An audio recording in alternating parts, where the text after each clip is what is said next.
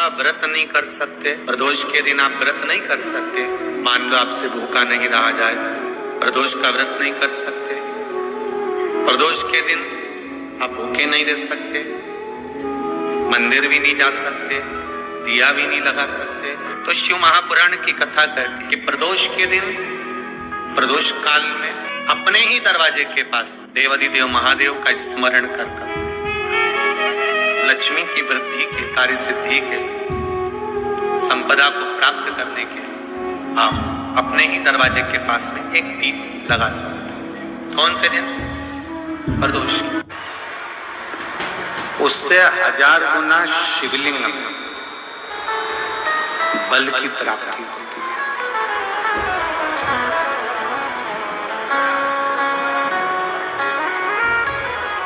प्रदोष के दिन यदि आपको कहीं से शमी पत्र मिल जाए, प्रदोष के दिन यदि कहीं से आपको शमी पत्र मिल जाए और प्रदोष काल में, प्रदोष का जो समय होता है, शाम का जो समय होता है प्रदोष काल में, 4 प्रदोष 5 प्रदोष आप कर देखिएगा कि आपका कोई काम है, कोई नौकरी के लिए आप अप्लाई कर रहे हैं, कोई समस्या बड़ी विकट आ गई है, कोई तकलीफ, बड़ा गला पकड़ रहा है बेटा, कोई तकलीफ विकट आ गई है, कोई समस्या विकट आ गई है, प्रदोष के प्रदोष काल में अगर एक शमी पत्र भी आप घर के शिवलिंग को, अब ये करने के लिए आपको मंदिर के शिवलिंग नहीं जाना, अपने घर में जो शिवलिंग, चाहे वो स्फटिक का हो, पारद का हो, कंकर शंकर का हो, लकड़ी का हो, जो शिवलिंग तुम्हारे घर में, कांच का हो, चाहे वो नर्मदा के कंकर का हो, नर्मदेश्वर हो, पाषाण का हो, जो शिवलिंग, चांदी का हो, सोने का हो, तांबे का हो, पीतल का हो, जो शिवलिंग तुम्हारे,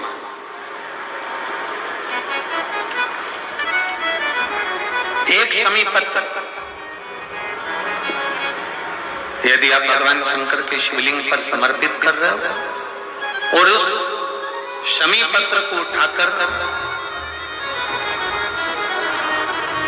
रात्रि को 9:15 की जो एक मुहूर्त होता है, एक समय होता है, जिस समय पर हम अपने मन की बात भगवान शंकर को कहते हैं, पूर्व में भी इसका वर्णन हम कर चुके हैं कथाओं में। उस 9:15 पर वो शमी पत्र को उठाकर एक कागज में, एक कटोरी में उसको रख देते, 4 या 5 प्रदोष के उस शमी पत्र को अपने पास में रखिए और जिस कार्य के लिए जा रहे हो उसको जेब में ऊपर के भाग में उसको रखकर लेकर जाइए, आपका वो कार्य सफल होकर ही रहेगा, रुक नहीं सकता। उस शमी पत्र में इतना बल होता है, प्रदोष का जो शमी पत्र होता है वो बड़ा बलवान होता है, बड़ा एक पत्र है।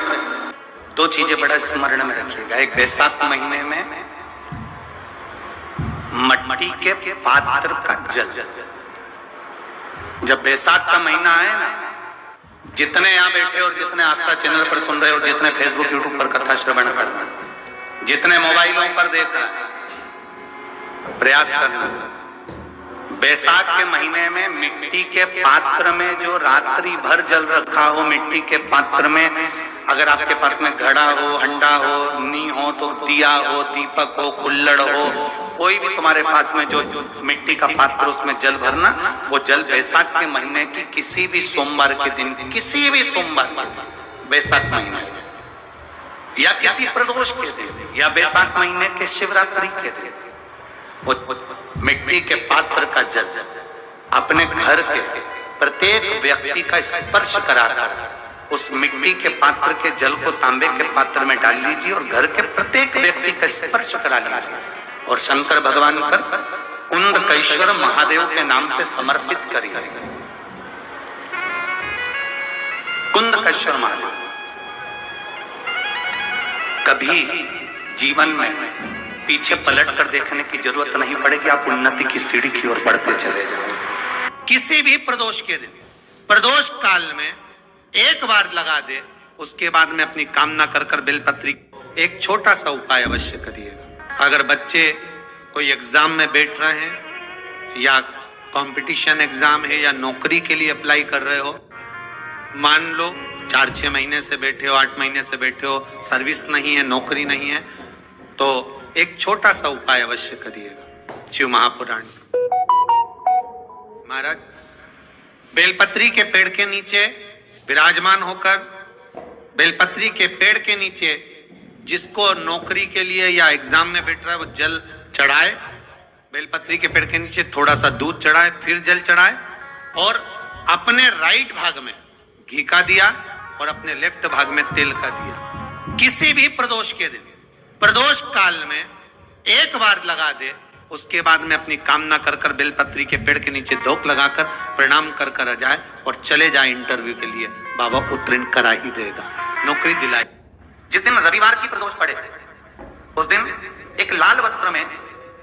पीली सरसों रखकर और उसके अंतर्गत कुछ भी एक, या तो बमुल का कांटा ना मिले तो गुलाब का कांटा ही उसके अंतर्गत रख लीजिए। और मान लो कोई काम ऐसा है कि उसमें पैसा तुम्हारा आ ही नहीं रहा, बहुत घाटे पर घाटा जा रहा है, नुकसान बहुत हो रहा है और कोई काम हो ही नहीं रहा, तो महाराज जिस दिन रविवार की प्रदोष पड़े उस दिन एक लाल वस्त्र में पीली सरसों रखकर और उसके अंतर्गत कुछ भी एक, या तो बमुल का कांटा ना मिले तो गुलाब का कांटा ही उसके अंतर्गत रख लीजिए और उसको शिव मंदिर का स्मरण कराकर शंकर भगवान का नाम लेकर रू भैरव, कौन सा भैरव है उसकी भी कथा भी आने वाली है। ये दारुक नाम के राक्षस का संहार करने के लिए जब माता अवतार लेगी तब शंकर भगवान बच्चे का रूप रखकर रोएंगे, तो शिव जी का एक नाम होगा रू भैरव। ये भैरव कहां पर रहता है तो कहा ये शमशान में रहता है। कहां रहता है ये भैरव? शंकर का जो एक अवतार है रू भैरव, ये भैरव अवतार शमशान में रहता है। तो इस भैरव का काम क्या है तो कहा शमशान में, शमशान की जो अग्नि होती है भले की लकड़ी रहे, भले उसमें कोई पदार्थ डाले ना डाले, थोड़ी देर में वो अग्नि रू आवाज, हल्की सी शमशान की जो अग्नि जलती है उसमें एक आवाज आती है। आप ऐसे कोई अग्नि जलाएंगे ना आवाज नहीं आती, ध्यान दे रहे हो। शमशान में अगर जो लोग गए होंगे मुर्दा जलाने के लिए, तो अगर वो एकांत में बैठेंगे तो उसमें से एक आवाज आती है, रू रू देता है महाराज, उसका रोग धीरे धीरे समाप्त होने लगता है। लिंग पुराण कहती है कि नंदीश्वर भगवान के सामने जो पुष्प समर्पित करा जाता है उसको, ये तो लिखा था स्कंद पुराण और शिव पुराण, लिंग पुराण कहती है जो फूल आपने समर्पित करा उसको लाकर पानी की बाल्टी में डालकर आप स्नान भी कर सकते हो, उससे भी हड्डी के जितने रोग होते हैं उसमें आराम लगने लगता है। जैसे कहीं शरीर नहीं चल रहा, हाथ झुन्न पड़ रहा है, हाथ काम नहीं कर रहा, हाथ में झुंझुनी आ रही है, कंपन आ रहा है, जैसे मान लो कोई काम, चाहे वो शनिचरी प्रदोष हो, चाहे रविवार की हो, सोमवार की हो, मंगल की हो, बुधवार की हो, गुरुवार की हो, शुक्रवार की हो, शनिवार की हो, कोई भी वार की हो, प्रदोष, प्रदोष काल में शाम का समय सूर्य डूब रहा हो, बस डूबा ही हो, और उस समय पर केवल 3 दिन ऐसे रहेंगे, 3 बार ऐसे रहेंगे, 3 तिथियां ऐसी रहेंगी, 3 समय ऐसा रहेगा जिस समय पर तेरे द्वारा निर्मित शूल को भी शिव धारण करेगा और जगत का कल्याण करेगा। 3 दिन, 3 तिथियां, 3 बार, 3 नक्षत्र, 3 घड़ी, 3 पल,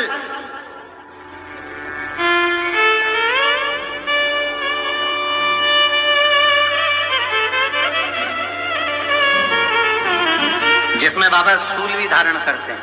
और शूल अकेले धारण नहीं करते महाराज। जो धतूरा होता है ना, दर्शन करें धतूरे के कांटे कांटे सा होता है धतूरा, तो वो धतूरे के साथ में बाबा शूल धारण करते हैं, बेलपत्री के शूल को। ये बहुत बहुत आनंदमय कथा है महाराज जी, जिसके जीवन में हमेशा कांटे ही मिले हैं।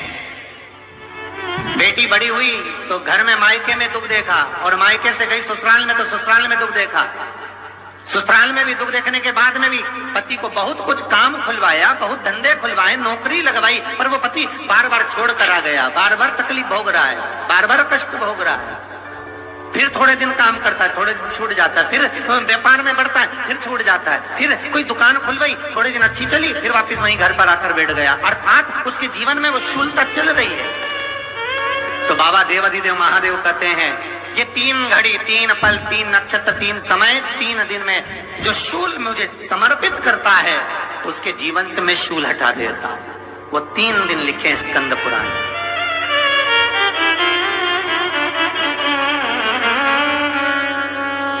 महाराज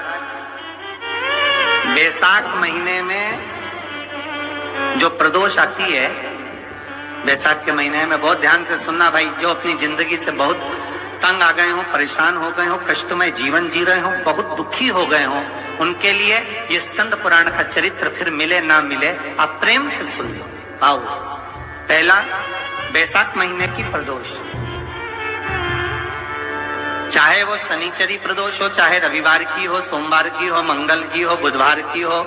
गुरुवार की हो, शुक्रवार की हो, शनिवार की हो, कोई भी वार की हो, पर बैसाख महीने की प्रदोष, प्रदोष काल में शाम का समय सूर्य डूब रहा हो, बस डूबा ही हो, और उस समय पर सूर्य के डूबन के तुरंत बाद बाबा को धतूरे के साथ में बेलपत्री ना चढ़ाते हुए बेलपत्री के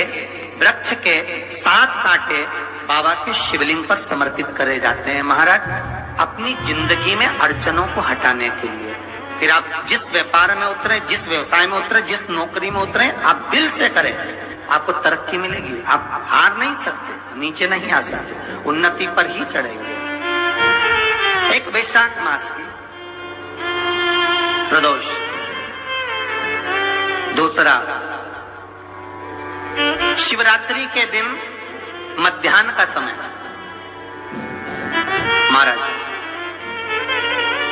जो बड़ी शिवरात्रि होती है माघ की,